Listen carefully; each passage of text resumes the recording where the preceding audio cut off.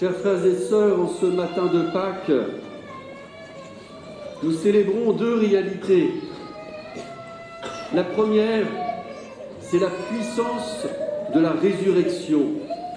Le Christ a vaincu la mort et notre monde, qui est destiné à disparaître, désormais est libéré parce qu'il est appelé à la vie. Et dans la grâce du baptême, nous avons été plongés dans cette mort avec le Christ et nous savons que nous la traverserons pour aller vers la vie éternelle qui déjà nous a marqués par la grâce de notre baptême.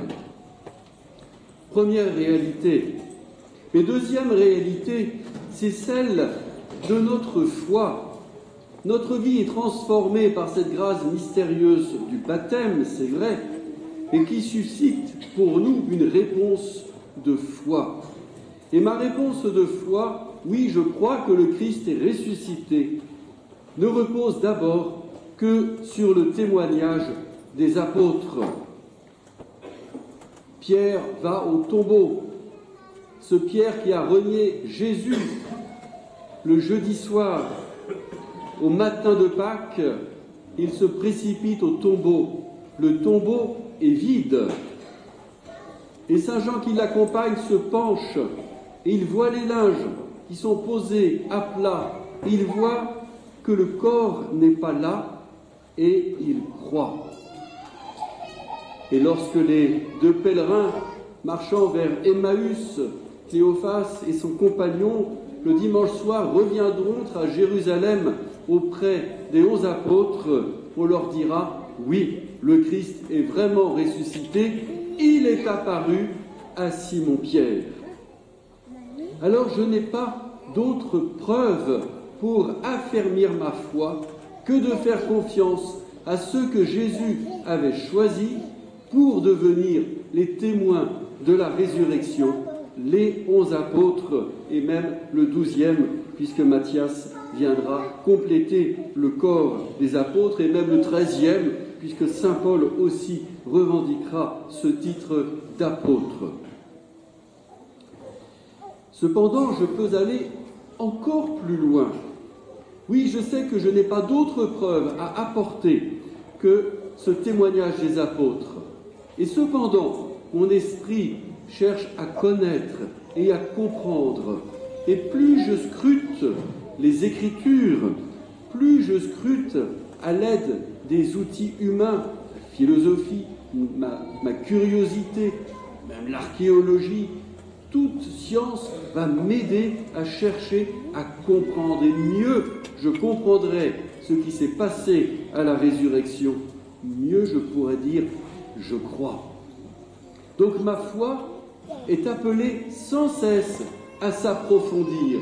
Elle naît d'abord comme une réponse d'amour à la parole même du Christ, mais ensuite elle s'affermit par cette recherche, cette compréhension toujours plus pleine.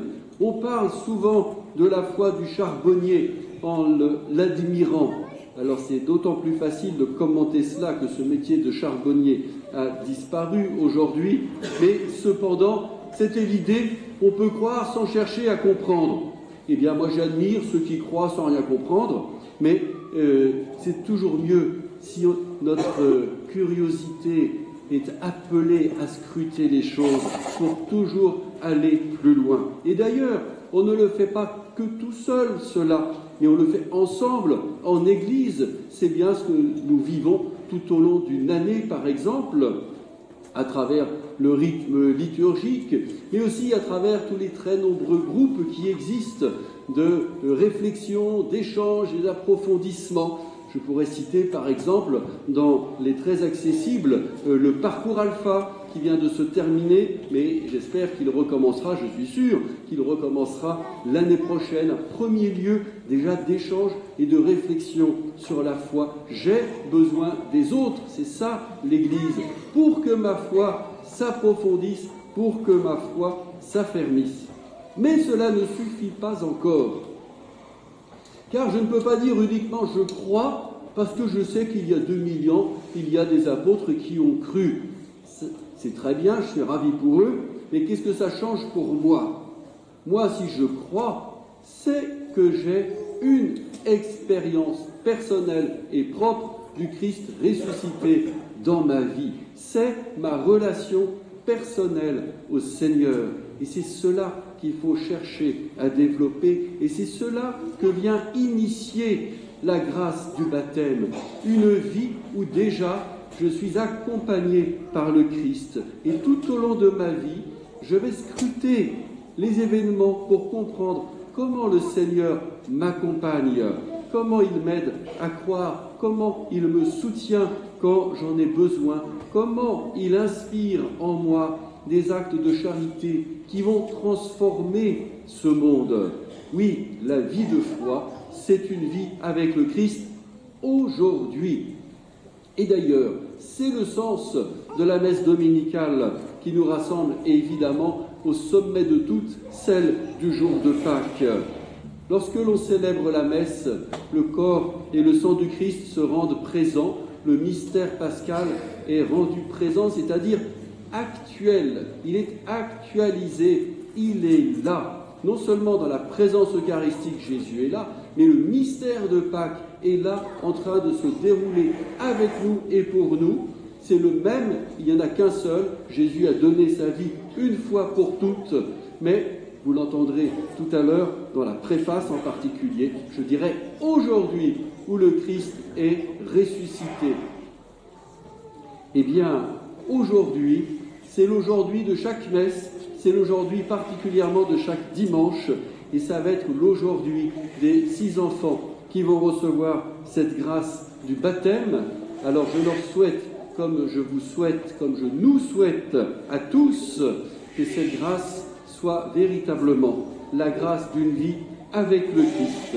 Et si c'est bien le cas, il y a un signe qui ne trompe pas, c'est que j'aurai envie de l'annoncer, j'aurai envie de, comme les apôtres, de répandre cette bonne nouvelle. Alors oui, chers frères et sœurs, le Christ est vraiment ressuscité. Alléluia, alléluia. Allez le porter tout autour de vous. Amen.